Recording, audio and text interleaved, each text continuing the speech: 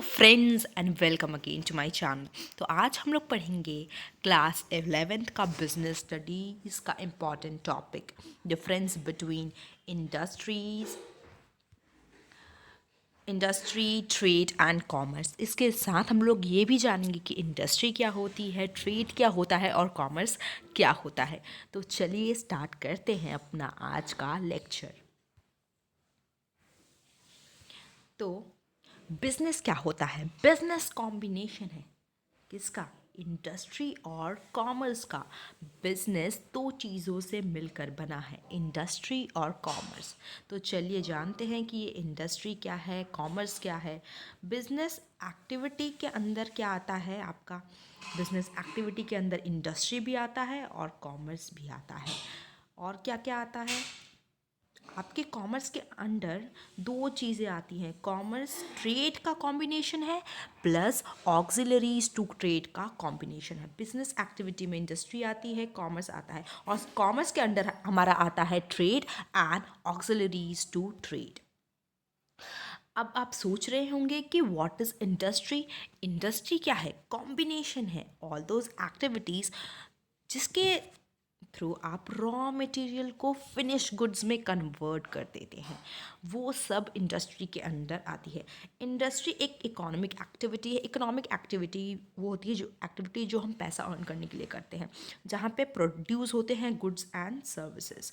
तो इंडस्ट्री वो फैक्ट्री नहीं होती जहाँ से धुएं निकलते हैं ऐसे ऐसे। तो इंडस्ट्री वो होती है जहाँ पे इन सब का गुड्स और सर्विसेज का प्रोडक्शन होता है। चलिए आप इंडस्ट्री को देख लीजिए। So this is your industry जहाँ से धुएं निकलते हैं। सो दिस इज़ इंडस्ट्री जहाँ पे सामान प्रोड्यूस होता है आपके जैसे कि वी कैन से ना सीमेंट का प्रोडक्शन होता है, कहीं पर स्टील का प्रोडक्शन होता है। तो ये फैक्ट्रीज होती हैं, ये फैक्ट्रीज बहुत पोल्यूशन भी करती हैं। तो चलिए आगे पढ़ लेते हैं। कॉमर्स क्या इंक्लूड करता है? कॉमर्स के अंडर ट्रेड भी आता है और ऑक्सिलरीज टू ट्रेड भी आता है। सब लोग बोल देते हैं कि commerce buying and selling of goods, and no, buying and selling of goods तो है, साथ में वो हर्डल्स को भी रिमूव करता है जो ट्रेड करने के दौरान आती है। तो ट्रेड का मतलब होता है सामान को खरीदना और बेचना, और किस मोटिव से? प्रॉफिट अर्न करने के मोटिव से बेचना। ट्रेड स्मॉल स्केल भी हो सकता है, लार्ज स्केल भी हो सकता है। मतलब कि मैं इंडिविजुअल बिजनेस कर रही हूँ, मैं ड्राइंग्स बनाती हूँ, फिर उसका सेल आउट कर रही हूँ, ट्रेड कर रही हूँ। लार्ज स्केल में मतलब कि मेरे बहुत बड़ी यूनिट है, हम लोग 4-5 आदमी मिल के सेल आउट करते हैं, और फॉरेन लेवल पे मैं इंपोर्ट करती हूँ, बाहर से सामान मंगवाती हूँ, फिर मैं अपनी कंट्री से सामान एक्सपोर्ट करती हूँ। और एंट्री पोर्ट मतलब कि मैंने ए कंट्री से मैंने सामान मंगवाया और फिर मैंने वो बी कंट्री को दे दिया। तो ये आपका एंट्री पोर्ट में आता है कि मैंने किसी और कंट्री से इंपोर्ट किया सामान और फिर मैंने वही सामान इंपोर्ट करके दूसरी कंट्री को भेज दिया। That is your entry port. Auxiliaries to trade, ये कॉमर्स का ही पार्ट है आपका, ऑक्सिलरीज टू ट्रेड। तो इसमें क्या आता है? ये रिमूव करता है जो भी हर्डल्स आती है आपको buying and selling of goods के दौरान। तो हिंड्रेंस ऑफ प्लेस कैसे आप रिमूव कर सकते हैं? ये प्रॉब्लम आप सॉल्व कर सकते हैं थ्रू ट्रांसपोर्ट एंड कम्युनिकेशन। अब प्लेस की दिक्कत आ रही है, मुझे यहाँ से सामान, मान लीजिए मुझे वाराणसी से इलाहाबाद ले जाना है, तो ट्रांसपोर्टेशन के थ्रू मैं ये प्रॉब्लम सॉल्व कर सकती हूँ। और मैं कॉल के थ्रू भी कर सकती हूँ कि ओके आपका सामान पहुँच जाएगा, मैं इसे बस के थ्रू या मैं इसे ट्रक के थ्रू भेज रही हूँ। तो इन दोनों चीज़ों से प्लेस से, जैसे कि कम्युनिकेशन, आपको कोई सर्विस सेल करनी है तो जो आपके जो कॉल सेंटर होता है वो कहीं और होता है, लेकिन आप कस्टमर जिससे बात कर रहे हैं वो कहीं और होता है। तो सर्विसेज में आप कम्युनिकेशन के थ्रू भी प्लेस का हिंड्रेंस दूर कर सकते हैं। और हिंड्रेंस ऑफ टाइम, टाइम की जो दिक्कत है उसको कैसे सॉल्व करते हैं? Where housing.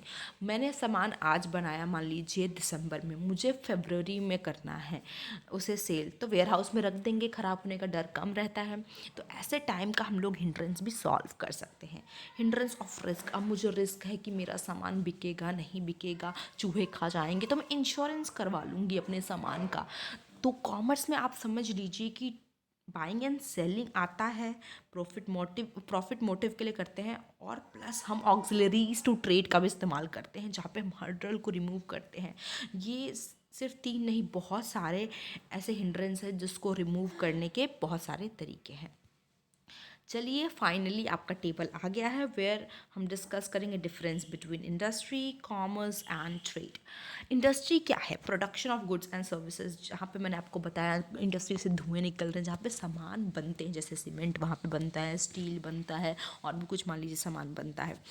ये गुड्स को तो इंक्लूड करता है एज वेल एज सर्विसेज को भी इंक्लूड करता है। सर्विसेज हम लोग देख नहीं पाते हैं, इनटैंजिबल इन नेचर होती है। गुड्स टैंजिबल दिख सकते हैं हमें goods, like you can touch Colgate, you can touch biscuits. पर सर्विसेज, टीचर की जो सर्विस है आप उसको टच नहीं कर सकते, बट हम फील कर सकते हैं कि अच्छा ये टीचर अच्छा पढ़ा रही है, गुड सर्विस है, अच्छा नहीं पढ़ा रही है, बैड सर्विस है।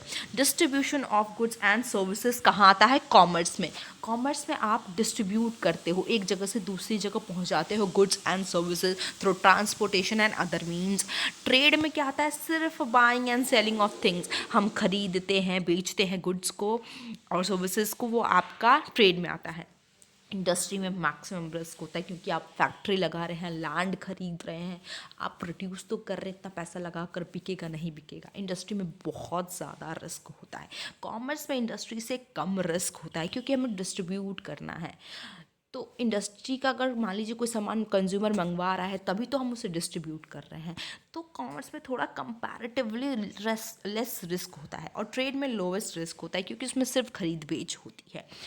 आपका जो कॉमर्स एंड ट्रेड है ना, वो इंडस्ट्री पे डिपेंड करता है। जब कोई सामान बनाएगा ही नहीं, तो आप कैसे उसका कॉमर्स का क्या क्या यूज़ होगा, फिर ट्रेड का क्या यूज़ होगा? कुछ भी यूज़ नहीं होगा। तो कॉमर्स और ट्रेड है इंडस्ट्री पे ही डिपेंड करते हैं। जब सामान बनेगा तभी तो उसका आप डिस्ट्रीब्यूशन करेंगे और बाइंग एंड सेलिंग करेंगे। कॉमर्स तो पॉसिबल ही नहीं है विदाउट ट्रेड। अगर आपको कॉमर्स करना है, डिस्ट्रीब्यूट करना है गुड्स और सर्विसेज को, तो वो बाइंग और सेलिंग के थ्रू हो ही पाएगा। तो वो ट्रेड को भी इंक्लूड करता है कॉमर्स, और ट्रेड के बिना कॉमर्स पॉसिबल नहीं है।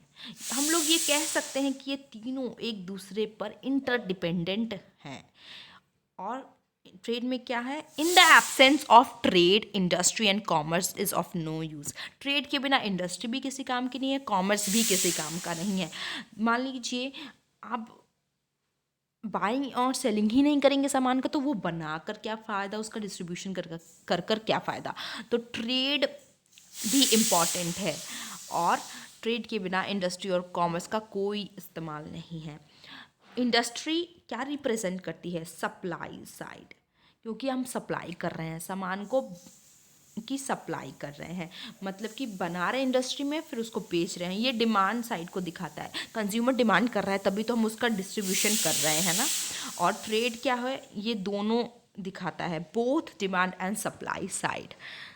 होप आपको ये समझ में आया होगा। Any doubt please ask me in the comment section. Till then bye bye, have a nice day.